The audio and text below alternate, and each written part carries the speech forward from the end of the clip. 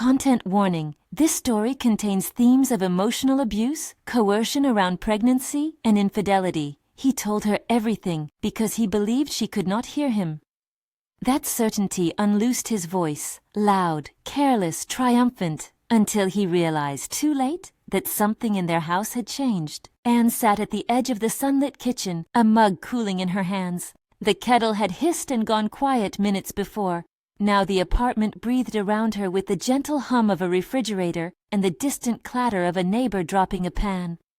Sounds were small and new, unfamiliar as morning light on a face she had not seen in years.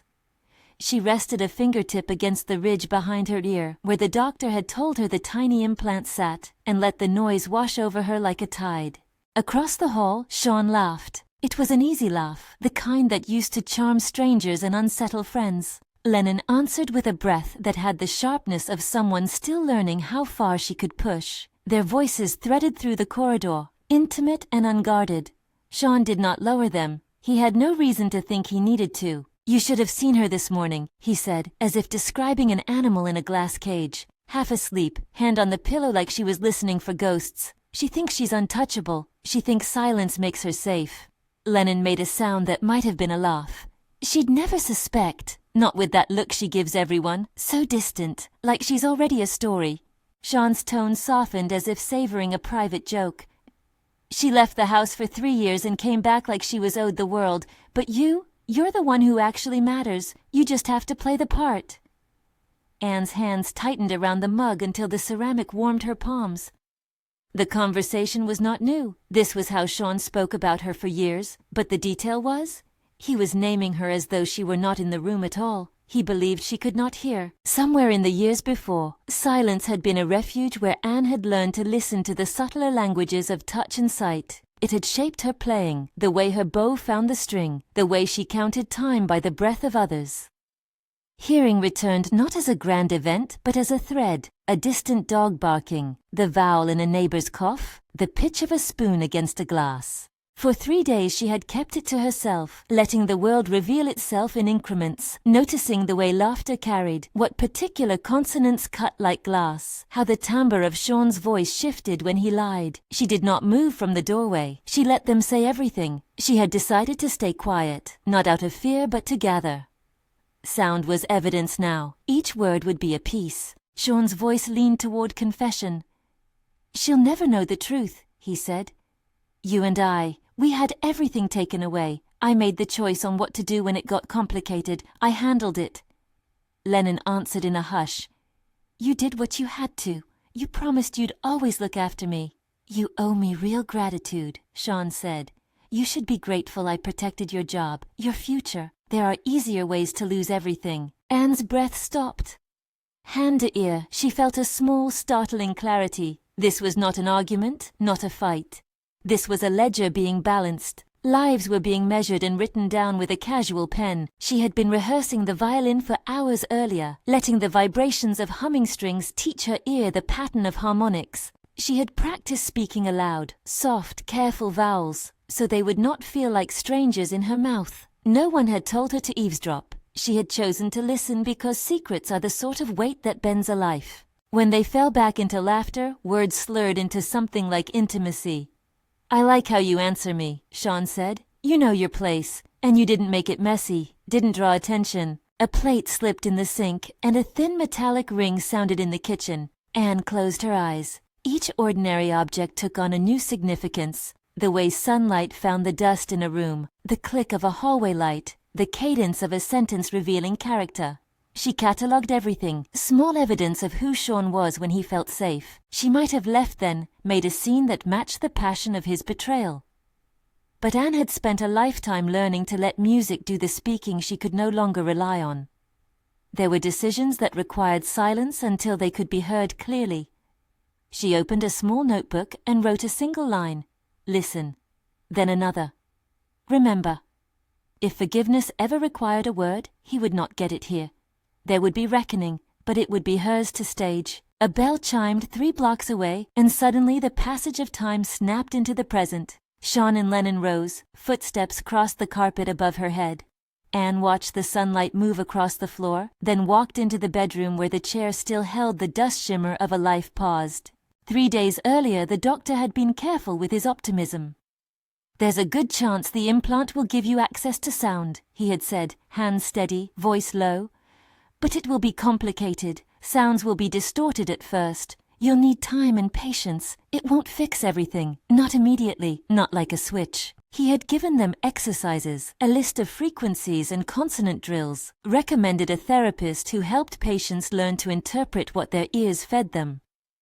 Anne had read the pamphlets in the silence between the doctor's sentences and felt something like a map unfolding. It was not a miracle. It was a long, meticulous work. Still, when the first car backfired outside her window and she jumped in surprise, a tiny private triumph, she had allowed herself to imagine the world returning slowly like a song remembered. She had not told Sean. He would have treated it like a miracle to be showcased, an opportunity to prove he had been right all along. He would have mocked her for learning, turned it into spectacle. She kept the secret because it was mine, she wrote in her notebook, because it was the only thing in their house that still belonged exclusively to her. Her phone buzzed, a message from her uncle.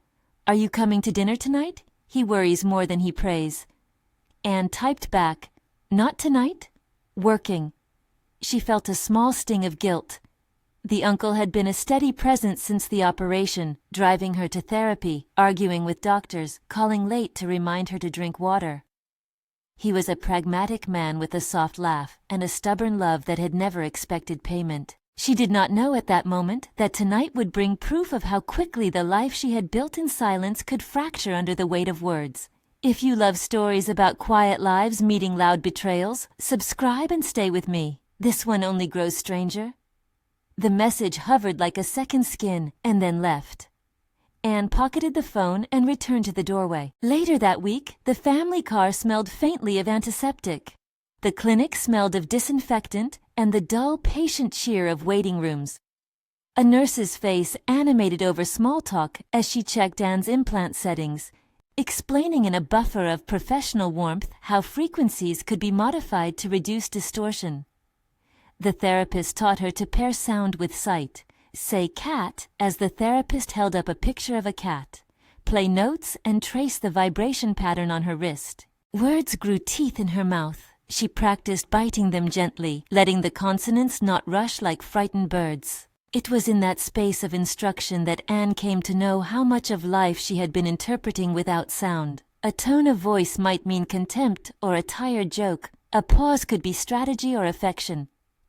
The stakes of any conversation shifted when the background noise of intention re-entered. At home, the eavesdropping continued to provide her with an inventory of betrayal. She learned the contempt in Sean's voice when he referred to our arrangement. She learned how he called her sweet, not to soften but to possess. There were conversations where sex was not about intimacy, but about dominance, where Lennon's youth and willingness were traded as an asset in Sean's private ledger. Lennon had the look of someone who had been educated in small humiliations. She had a quick smile that often trembled at the edges. In public, she smiled as if brightness alone could be armor. In private, she laughed at Sean's jokes with a nervousness that suggested either gratitude or fear. Anne's listening made her a witness to the pressure Lennon described behind closed doors, the whispers about job security, the warnings couched as advice, the little favors Sean mentioned as if they were investments without moral cost. One evening, Anne followed the sound of raised voices into the living room, though she kept to the shadows. Their argument did not explode into fury. It resolved into the sort of mercenary negotiation that needed no overt cruelty. Sean's voice softened into the tone of a man who believed he could arrange a life like a ledger. "This isn't fair to either of us," he said. "You carry now. There's a complication. You know how this works. Would you be practical?" "You can't," Lennon started, and the fragility in her syllables made them all the more fragile. "I can't afford to—" "You don't have to," Sean interrupted. "You don't want this now. It will ruin you. I won't let that happen. I'm protecting you." Anne felt the world tilt. Protecting you. The words gloved violent intent. She had watched the way Sean equated protection with control. Protection as a neat word for ownership. That night, she wrote in her notebook longer than she usually allowed. He tells her she owes him because he fixed the problem he caused. She underlined the sentence twice. The next day Lennon did not come to the office. She called in sick and later texted a single clipped note, "Doctor." Anne read it with a dry eye and put the phone down. She imagined the clinic's fluorescent lights, the way a woman would take up space in a chair and feel the appointment as a scale tipping.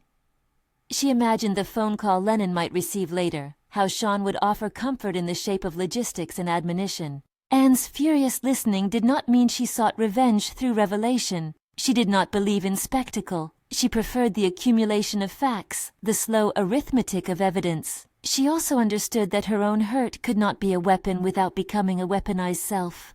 She wanted something truer, accountability that would not simply feed Sean's vanity nor erase Lennon's pain. It was a small thing, a voicemail she found by accident on the household phone, that brought the ledger into focus. Sean's voice, recorded weeks earlier in a minute of boastfulness, came through raw and untempered. "I handled it," he said. "They worried about scandal. I talked to the right people. Lennon had no choice if she wants to keep her position, her future. It's easier if these things don't become messes." Anne pressed the phone to her ear and felt the sound vibrate through bone. He had been explicit, calm, managerial. He was a man who saw other people's bodies as problems to be solved. The way his voice ticked off scandal and future like items in an email order book made her stomach turn. There were choices she could make immediately: confront him, call uncle, collect proof. There were also choices that required a patient strategy.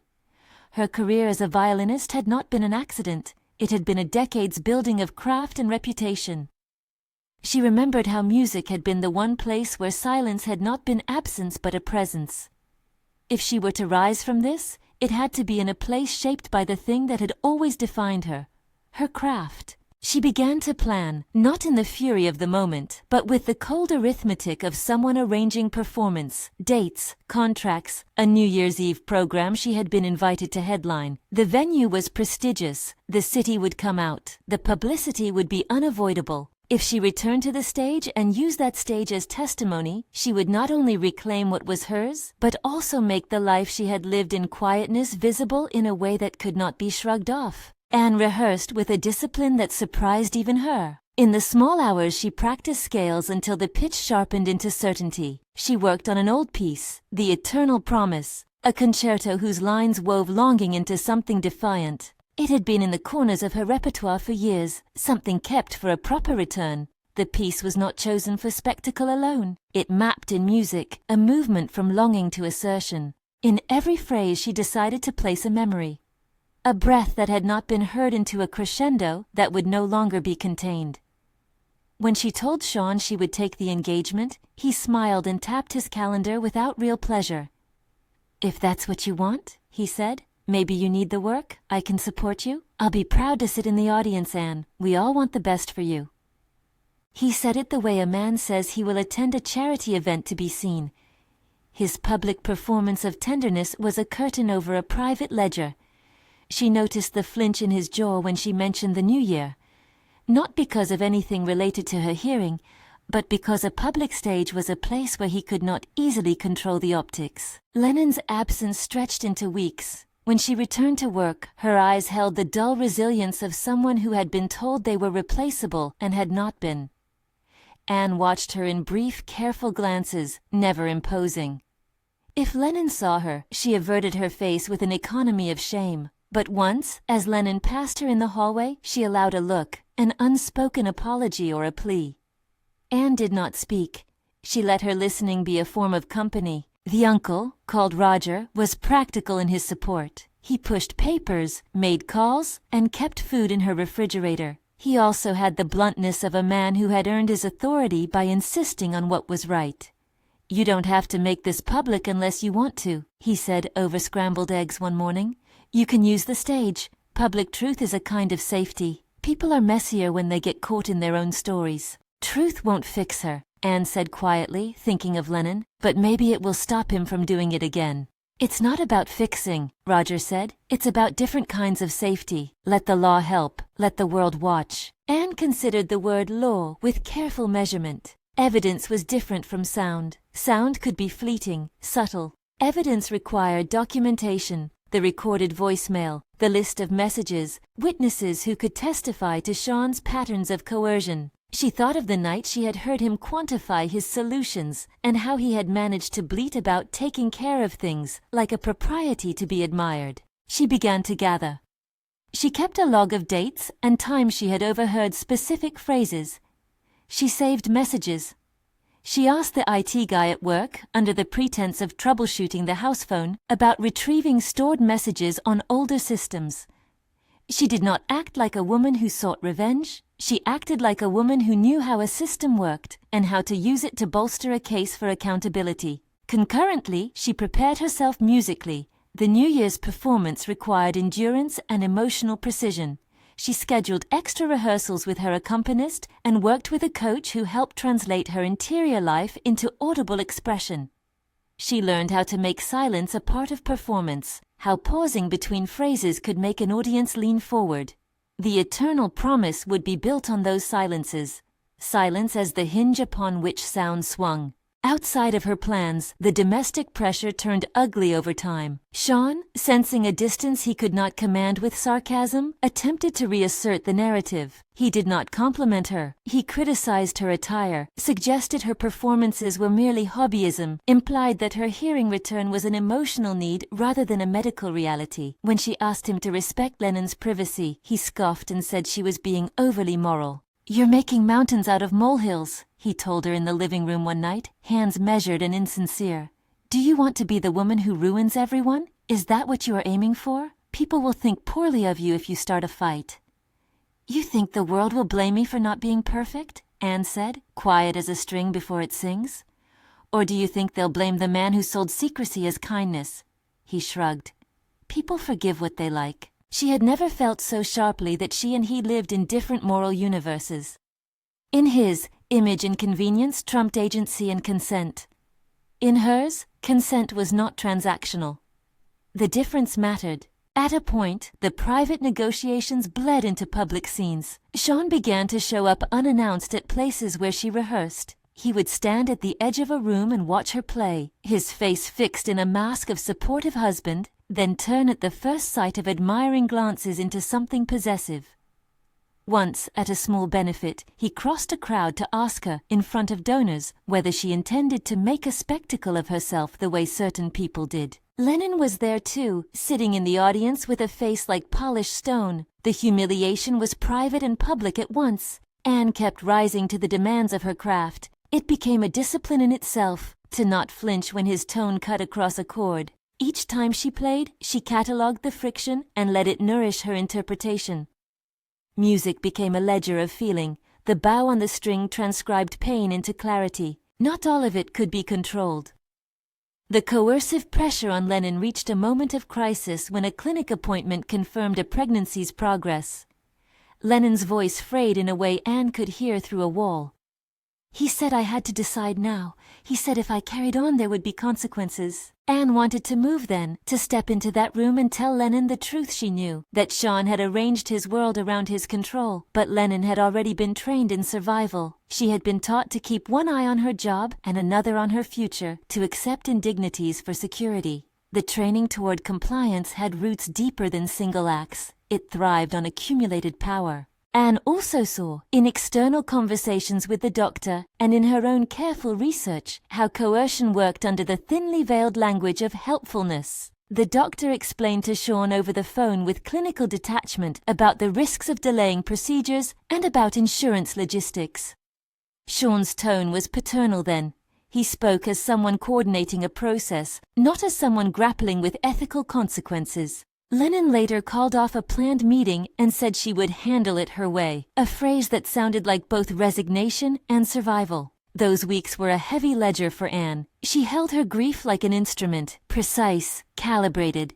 Sometimes she visited Lennon at work and offered a coffee without pressing. Sometimes she rehearsed in the empty hours, scraping the edges of what she could say at the next concert. Legal options appeared slow in the face of a pattern that often left no single decisive act to be prosecuted. Sean's manipulations were woven through meetings and private conversations and the silent pressure of an uneven power dynamic. Evidence was possible, but the path would be slow and public. Anne had to decide, Was she ready to make a spectacle of her private life? Was she willing to let the world weigh her against Sean's smooth charm? On the afternoon she filed for separation, she placed the documents on the kitchen table in the room where she had first heard him confess. He came home from work late, tie hanging loose, eyes accustomed to assuming apologies would be handed to him. He sat, stretched a hand toward hers. "Anne," he said, "we can fix this. Tell me what to do. Don't make this bigger than it needs to be." She set the divorce papers between them. For a moment he read them as if he had misread a menu. "You're serious?" he asked, petulance breaking through. "I am," she said. Her voice was a stranger who had learned to carry a long phrase. "I told you I needed space. The arrangement is over."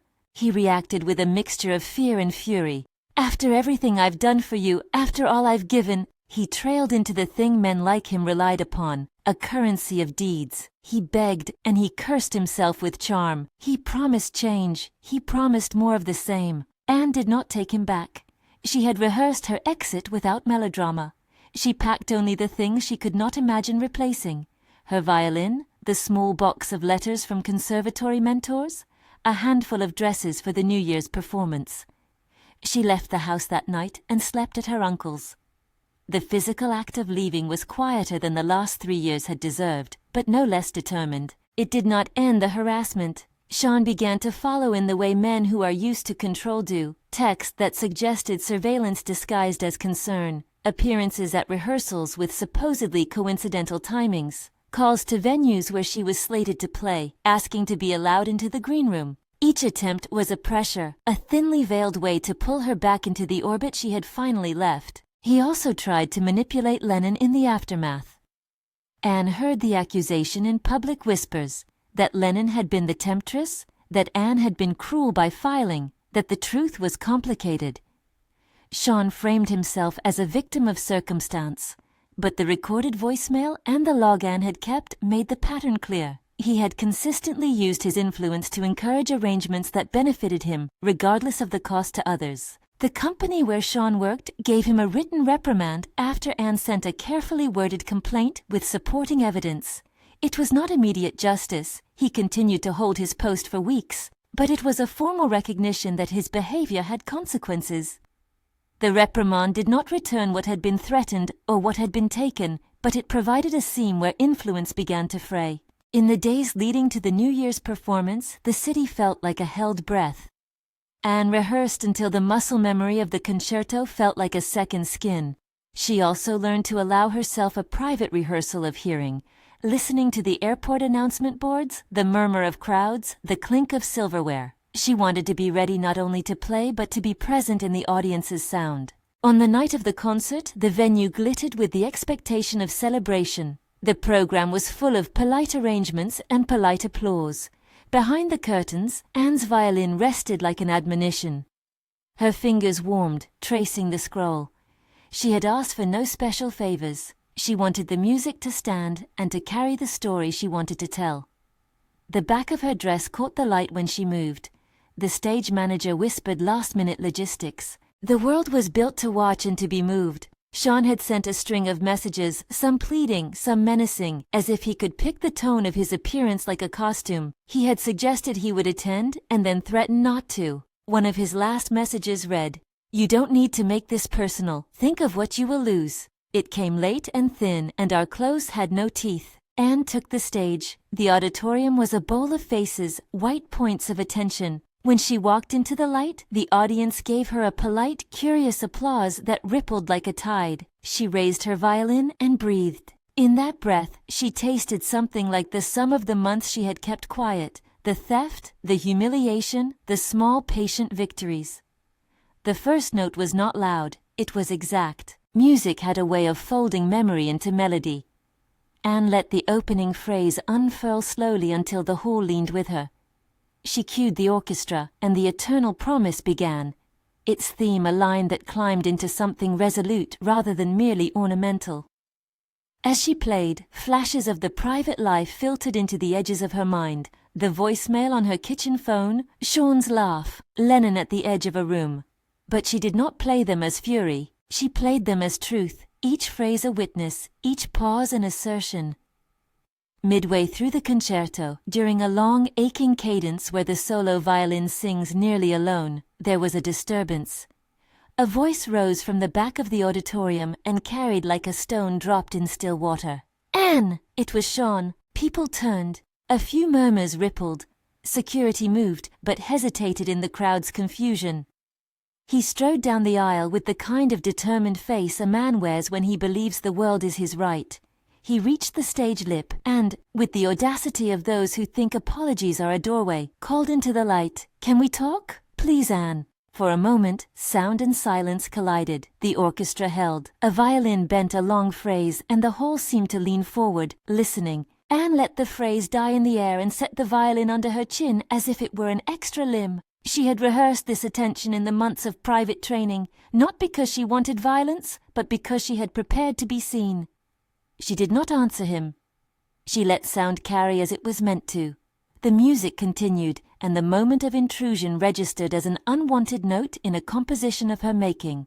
Sean advanced to the stage's edge, his breath visible. He reached for the microphone meant for the master of ceremonies, whose face had gone pale with the strange tension of a private life invading public ritual.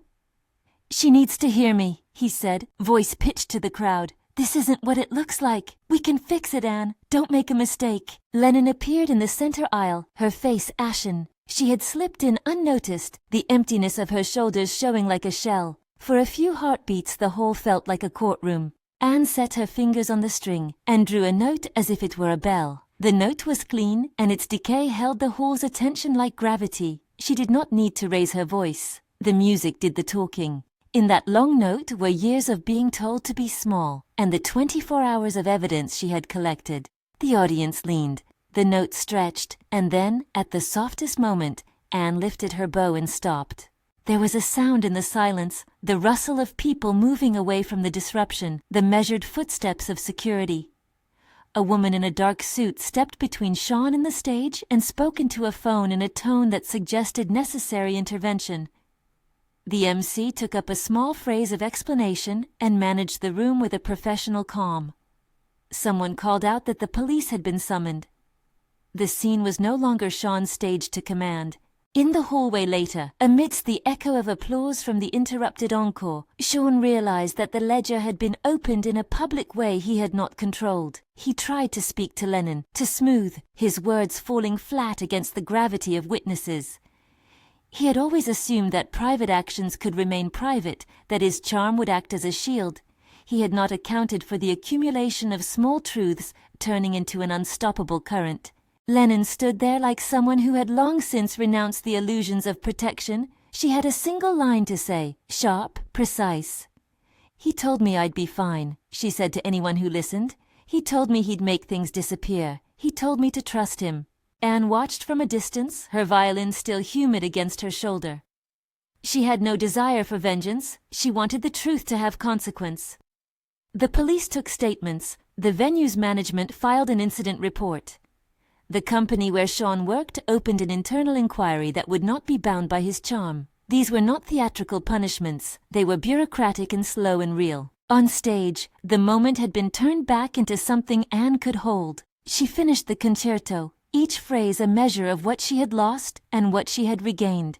When the final chord resolved, the auditorium rose as if from a single organism.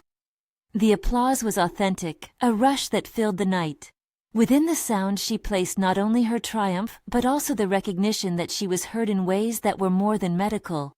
She had reclaimed her voice. Backstage, after the encore and the formalities, people congratulated her with a heat that was equal parts empathy and curiosity. Her uncle hugged her with the dry humor of a man who was relieved that things had not burned down. Lennon found her alone near the dressing room and said simply, "Thank you."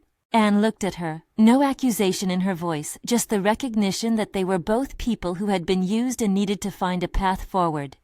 "You did what you could," Anne said, which was not true and not untrue. It was the beginning of a sentence neither of them could finish yet. Sean's consequences were not cinematic. He was not publicly dragged from the auditorium.